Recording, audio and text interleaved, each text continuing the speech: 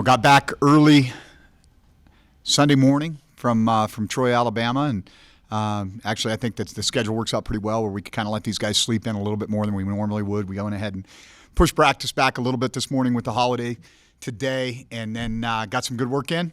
I think it's all been documented. I mean, we're down 14-0 in a hostile road environment. Guys came back and found a way to find a way. And so really proud of their performance on Saturday evening. And I thought our staff did a good job preparing them. I thought the travel going down on Thursday, I thought helped us because we were able to practice in the humidity. And I think that might have hit them in the mouth a little bit more on Saturday night had we not had a chance to practice in that on Sunday. The trip went really well. I was really proud of our support staff and how they handled a lot of moving parts. When you're moving a football team across the country, it's not just you're not just hopping on a plane and going. There's a lot of things that have to happen, and so I think everybody in the organization did a really fine job of helping that be a win. If things are screwed up with everything else, then that's going to affect our performance. And so I thought our support staff did an awesome job with everything, and I thought our kids played really hard. I think we can play better in all three phases.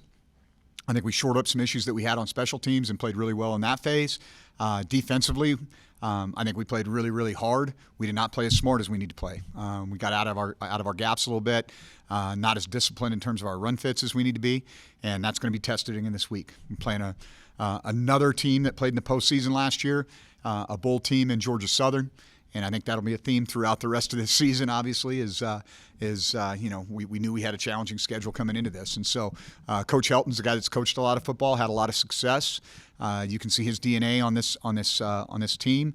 A lot of playmakers on the offensive side of the ball. They had two first-team all Sun Belt preseason selections. Their running back, number 25, I think he's a really, really good runner. I mean, this guy's a big, physical, fast guy. And I think he creates problems. He's good out of the backfield. He's a willing blocker. He's good in protection. He can run downhill. He can run wide zone. So I think he's a complete back. I'm really impressed with him as a player. They had number 2 as a preseason all Sun Belt pick, and this team's got really good team speed, and that shows up especially at the skill positions. And so both he and number 1 are guys that I think create matchup issues for us, and we're going to have to do a good job of identifying where they're at. Their quarterback, number 12, he was a little streaky early in the game against Boise, and then he caught fire. And I think he's maybe better off schedule than he is within the scheme. He's a very good runner. We had issues leveraging the quarterback last week with Goose, and this guy's a much better runner than the guy that we played last week at Troy. And so we're going to have to do a better job of leveraging the quarterback, identifying the playmakers, doing a really good job of recognizing sets, knowing when they're going to take shots, and not giving these guys consistent looks, because Coach Helton will find the holes in our scheme if we don't mix things up. For them on the defensive side, this is a challenging defense to play against. They create a lot of negative plays. They are always moving. There's a lot of pressure. There's a lot of stemming. There's a lot of post-snap movement from the defensive line. And because of that creates a lot of confusion for the offensive line. In turn, that creates negative plays. That's the downside. The upside is sometimes they get out of their gaps. And then that creates opportunities for explosive plays. And you saw that last week with, the run game for Boise State creating a lot of explosives. And so I'm sure they'll work on cleaning some of that stuff up, but they're a fast, physical defense, and they give you a lot of different looks. There's a lot to prepare for on that side of the ball. And then there's kind of an X factor in this game, and that's their kick returner, number 15. Buchanan, I believe is his name, and he's a really good player. And I think he took 2 to the house last year, had an explosive return against Boise State, and so he's a guy to keep an eye on in terms of that X factor in the kicking game. I think he's a special player there. D-line, I think 88, he stood out to me on film, as did their linebacker, number 1. And then they have, and number 1's he's more of a kind of a Drew Watts type of body, like that 5'11", 6 foot, 220, really athletic, really active player. And then they've got another guy, number 15, who's a monster, a 6'3", 250-pound inside linebacker that can be a good blitzer and a problem to move in the run game. So another really good opponent coming to Mackey, and it's not going to be easy. They had a little shootout with Boise State this last week, and I'm hoping that's not how this is going to go. I don't like shootouts. I'd rather keep the score low, have a nice short game. It's 4 o'clock kickoff. I can go home and have dinner for a change. That's what I'm looking forward to. Happy to take any questions.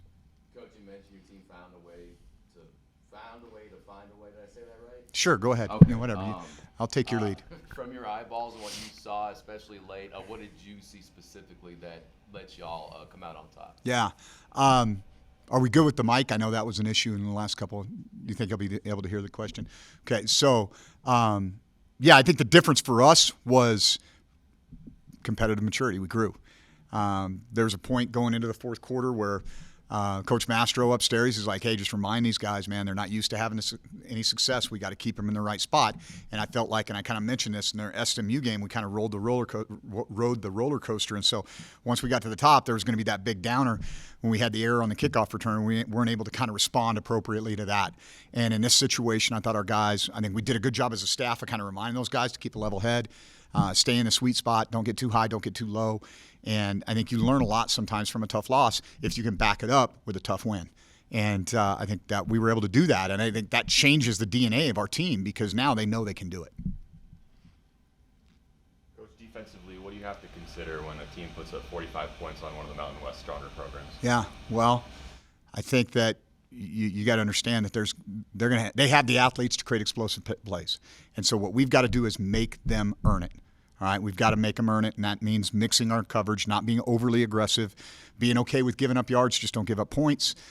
We kind of did this last week. You know, the difference in their game at Troy was really that we each had 4 red zone opportunities. We got 4 touchdowns. They got 2 field goals and 2 touchdowns. And so if we can continue to do that, play really good in the red zone, and things get harder to score down there, especially in the pass game. So we can't let those guys get behind us. They've got really good team speed, and we've got to do a great job of containing 25. And so I think that Boise probably wish they had a couple calls back. They got maybe a little too aggressive, put some guys on some islands, and to Georgia Southern's credit, they found and exploited those matchups. Brendan Lewis sacked just one time through 2 games. What has impressed you about him and then the way that the offensive line is protecting him? Yeah, I think he's taking what's available, and then he's either getting rid of the ball or getting out of there. And that's, I think that's what he needs to do. And I think that's a credit to the job that David and Matt are doing as far as, hey, here's the pure progression on the read, right? If it's not there, this is what we do. And he's operating it really, really well. And he just continues to gain confidence, which is awesome for us and for him. And I think it says a lot about Brian Armstrong and the job that he's doing with the offensive line. And those guys, he's hard on them, but that's a hard position. And so they're starting to gel. We're not where we need to be, but they're starting to gel. And I think they're gaining confidence as well in our scheme and also in playing together 5 as 1. And so, in fact, our offensive line was our internal player of the week this week, and so that was pretty cool to see. On the defensive side, Mike Coates was our player of the week, and on special teams, Stone Coombs. And so that was kind of balanced it out. But when you go for over 200 yards rushing, and you haven't given up 1 sack in 2 weeks, that's probably warrants a little bit of recognition. I saw on the social media pages for the football team that it's Leukemia Awareness Week. Coach Lubick, obviously extremely important in what he's gone through. You could have gone in a number of directions for that offensive coordinator position, I imagine. Why is he so important in seeing that process through with him specifically? Yeah, well, I have a ton of respect for him as a football coach, number one. I mean, this guy's resume speaks for itself. He's been the offensive coordinator at programs like Oregon, Washington, Nebraska. He's coached a million different places from Duke to Ole Miss to Oregon State, Arizona State, et cetera. And so he's a very accomplished football coach who has an excellent football mind, okay? And then you take into account our personal relationship, and the way we built the staff was to try to help support Matt so that we could get him here. And I think that, I'm very happy that it's worked out the way it has thus far. But, every day's a blessing for Matt, and he knows that. And, every day when I get up, I know he's going to be in there early because he's got to get out of there early and get his rest. But I make sure I go down to his office and check in on him. And, he's awesome. I think we have very much a family type of organization because of the people that we know that are on this staff. And he's a part of that family, and we're just thankful that he's here.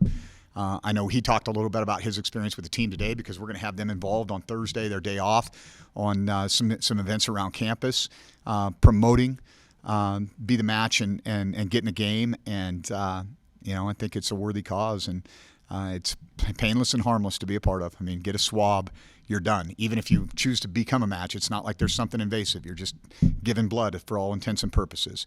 And that's, there's a living, breathing example of toughness, perseverance, and gratitude in front of our guys every single day.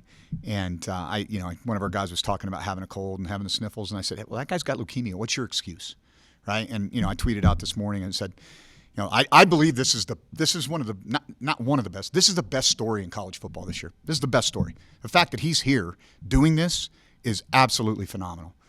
And I, he's way tougher than I ever thought he was. He was a little pipsqueak corner that played for us at Western Montana. And, he's way tougher than I ever thought he was. Any more questions, Jamie? I got some. Just going back to Saturday's game a little bit and playing in that environment of 27,000 fans or whatever. Just can you talk about the adversity that your guys faced and how you felt like you prepared them that, hey, just because we're down doesn't mean we're out, and to be able to come away with a win? Well, we talked about on Monday, that there's going to be some things were going to go wrong. Like I said, I don't know if the plane's going to break down. I don't know if the bus isn't going to show up on time. The air conditioning in your hotel. I don't know. Something's going to go wrong. Well, what went wrong was we had a slight delay, lightning delay, which our guys totally adapted and rolled with, and we went down 14-0. That's what went wrong.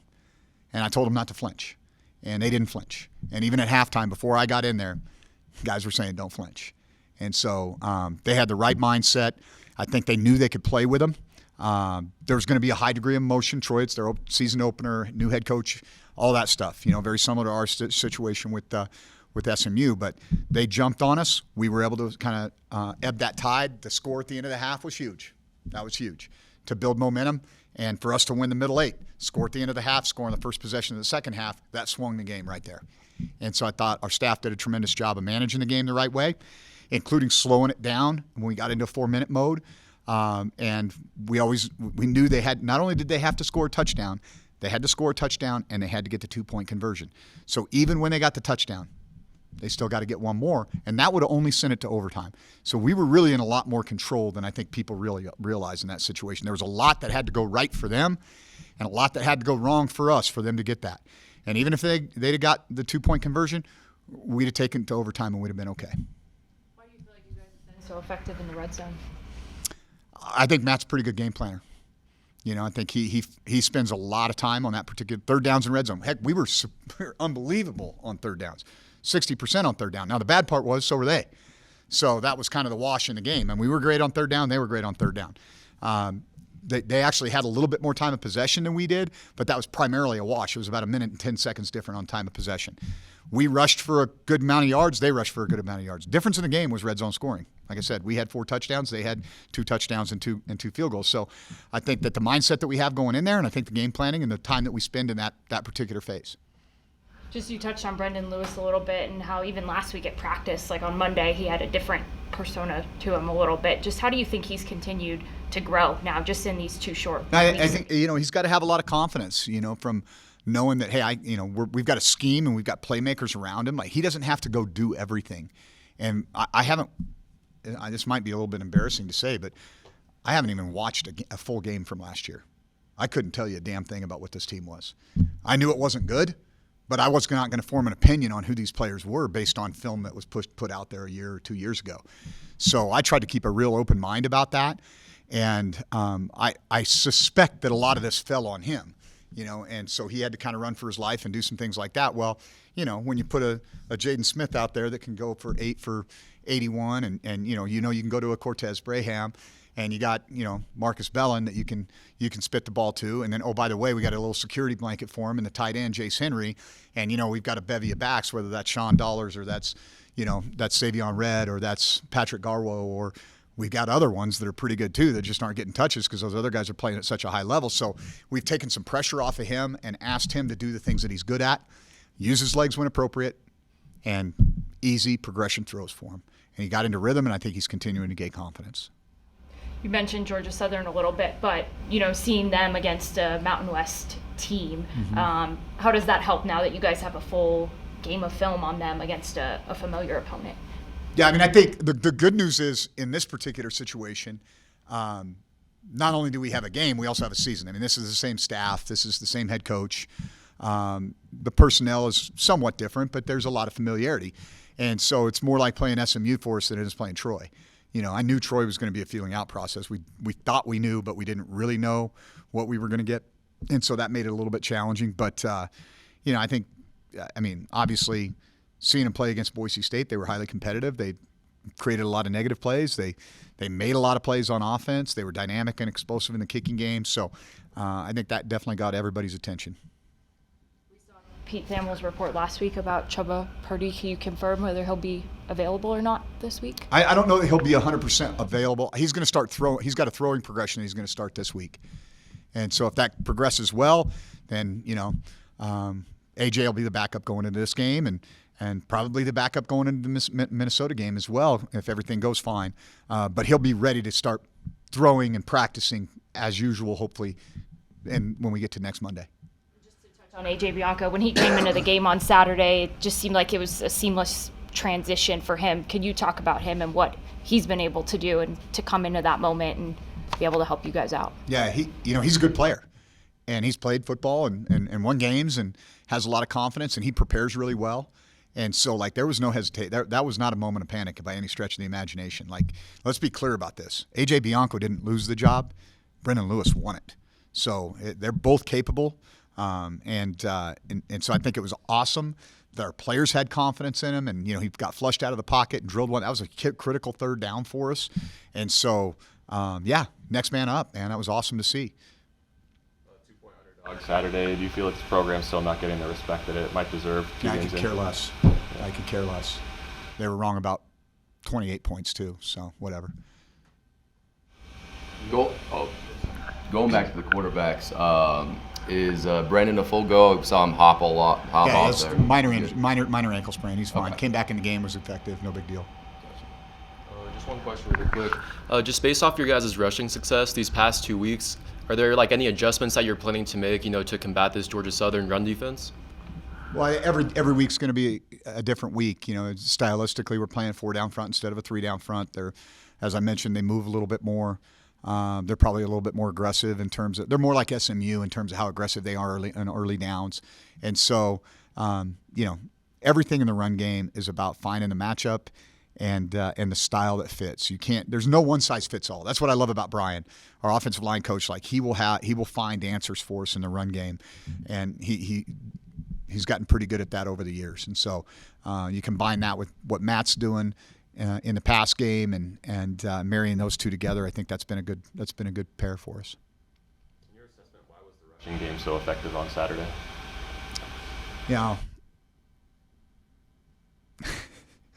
That's kind of who we are. First of all, it's like asking Clay Helton, why do you throw, why you're so good at throwing? Well, they throw the ball 60% of the time. They're going to be pretty good at that, right?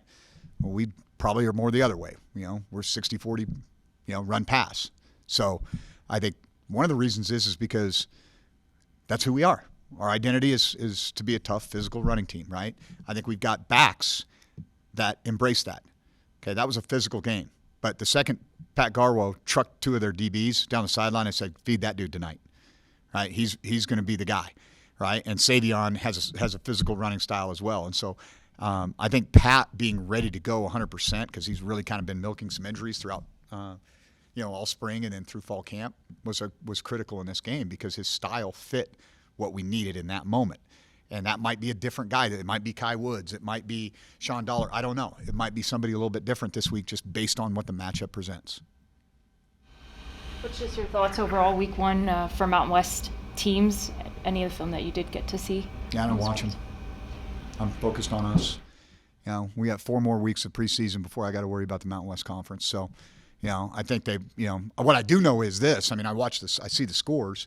And obviously I watch Boise State because, we're playing an opponent that just played them. I think obviously you can see Fresno was impressive what they did in the Big House. It was a little bit surprising. The Wyoming score was a surprise to me. That kind of took me back a little bit, I guess, although we don't play Wyoming. And everybody, a lot of the other teams, the opponents they were playing weren't top shelf opponents. And so I think when you look at it and you say, okay, Boise was playing a bowl team in Georgia Southern. We were playing the defending conference champion in Troy. Obviously, Fresno's stepping up a level in competition and going to Michigan. Probably I pay more attention to those than I do what Utah State does to Robert Morris or what San Diego State does to, I can't even tell you who they played. So, but I know it wasn't Michigan. So, we good? Why should fans come on out here if they didn't see you guys in action 2 weeks ago? What's your message to them? Yeah, I think that they should come out because it's going to be a good brand of football. We're going to have fun. These guys are going to play with some swagger, and we got a really good opponent coming to town, and maybe a little bit of a flashback to the FCS days. Did we ever play them when They were both FCS? There you go. Right here in Mackey Stadium? There you go. So, hey, what year was that? Yeah. Party like it's 1986. Let's go. So I was 16 years old, had a mullet. So let's go. Maybe I'll let my hair grow for the game. But I think it'll be a blast, so let's go.